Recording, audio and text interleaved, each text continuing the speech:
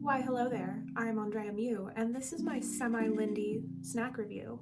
Why am I making this? Well, I get a lot of questions actually about the types of foods that I eat. I think it's because I write about a lot of nutrition and health-related topics. So here's a little bit of a confession. I am a snack queen. It's just in my nature. I like to have little things to pick and mix from. Usually it's some sort of crunchy vegetable, some sort of hearty protein, and then something crunchy, a sort of carb snack on the side. But that combination also might be a piece of fresh fruit with some nut butter. It really all just depends on my mood. So what's the general criteria of things that I'm looking for?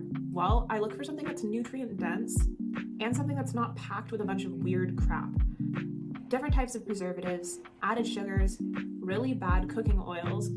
Oh, and in general, I'm usually looking for something that has a bit of volume, otherwise I'll just have something high fat on the side. So for today's video, I'm going to do the crunchy snack edition, and that usually means savory, but wait until the end, I will tell you about one sweet crunchy snack that I like quite a lot.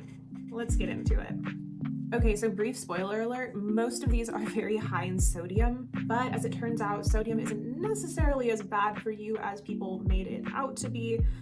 As long as you're not obese, overweight, or have a history of cardiovascular issues, you might be okay with having a little bit more sodium, but I'm not a medical professional, so take my advice with a grain of salt.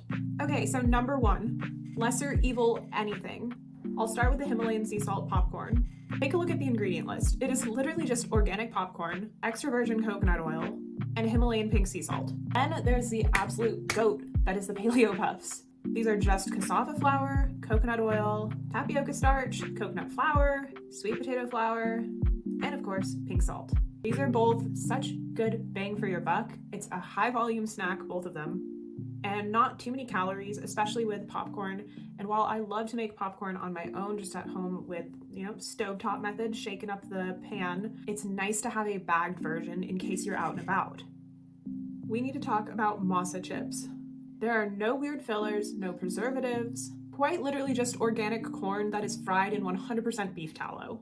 Now, beef tallow is a seed oil disrespecter's BFF if you're not going to be having something like coconut oil, avocado oil, ghee, butter, or extra virgin olive oil. Tallow is also really good for your skin, both ingesting it and topically, because it is rich in vitamin A, and that is the skin vitamin. So 9 chips are 150 calories, which makes it pretty nutrient dense, and so you can't actually really eat a lot of them mindlessly. However, if you aren't just mindlessly chowing down on them, you can really feel satisfied because of the healthy fats that they use to fry the chips in.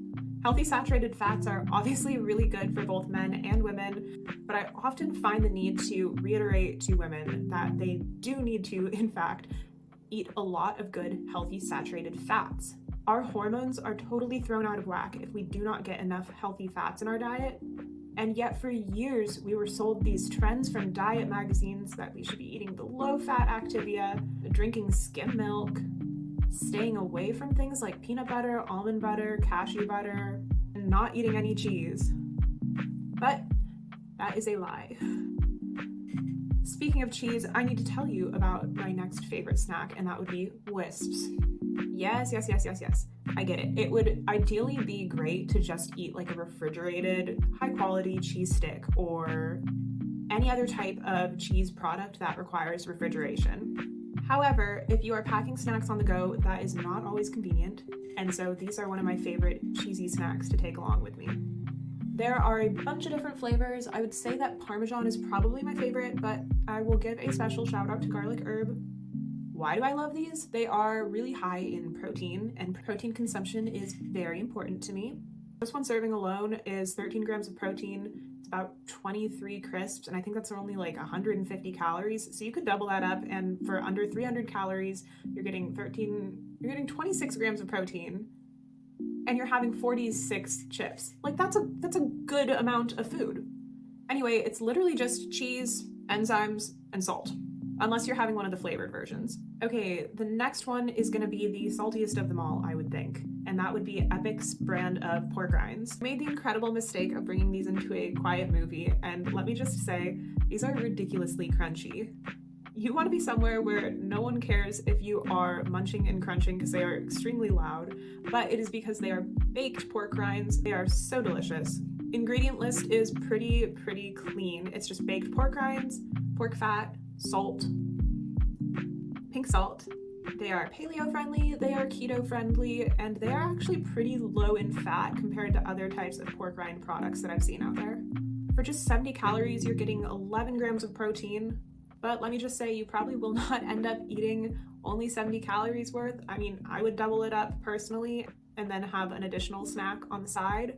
And let me just caveat all of this by saying I kind of feel like I cancel out some of the high sodium content for these types of snacks because I usually like to eat something really fresh along the side with it, something that's going to hydrate me from the inside out. I'm a huge fan of raw carrots, cucumbers, apples, grapes. Absolutely love snacking on zucchini, sugar snap peas. I mean, I could go on and on about the raw vegetables that I like to eat, but that's a whole other topic for a whole other video. I am not only a snack queen, I'm a crudité queen. You know me IRL, you know this is indeed a daily truth. I don't go usually a single day without eating a bunch of vegetables. Okay, so the last snack I want to talk about is not a savory snack, not a salty snack. It is the Bear brand of banana chips. I'm including these in my little informal list, not because they really fit in with the rest of them, but because they are one of the most god-tier crunchy snacks I've eaten in my life. I think I could normally destroy the normal size 2.7 ounce bag in just one go. Of course, alongside some good protein, maybe like a cup of cottage cheese or Greek yogurt, as a very simple, crude meal. But these slap so hard because of the ingredient list. Just flip a bag over and it's just bananas. I'm not saying that as the phrase. It is literally just bananas. The whole product is really quality baked bananas. I had this one moment where I was trying to look for banana chips at a pretty big grocery store, and I found at least 3 or 4 different types of banana chips and then a couple different types of plantain chips, and every single one of them was either fried in some sort of seed oil or it had a bunch of added sugar in it. And I mean, I was just looking for plain old banana chips. Again, you probably should just eat the regular banana, but if you want a crunchy snack that happens to be a banana, I would highly recommend the Bear banana chips. It goes without saying that this is a great source of dietary fiber, natural sugar, no sweeteners, and again, no gross oils. This is also another key example of how baked snacks reign supreme once again. I mean, obviously I mentioned before I really do like the masa chips, and those are technically fried, but most of the time, love a good baked snack. Okay, so let me know if you want me to review any other types of snacks or talk about anything more in depth about food and nutrition. I would love to cover a lot of different topics. Could do a whole video on sweet snacks, different types of foods that balance hormonal health. Honestly, I've got so many thoughts in my mind, and I feel like I could just keep talking forever. Perhaps the next one's not food related. Perhaps we dive into some more culture war topics. You just let me know. Until next time, thank you all for watching.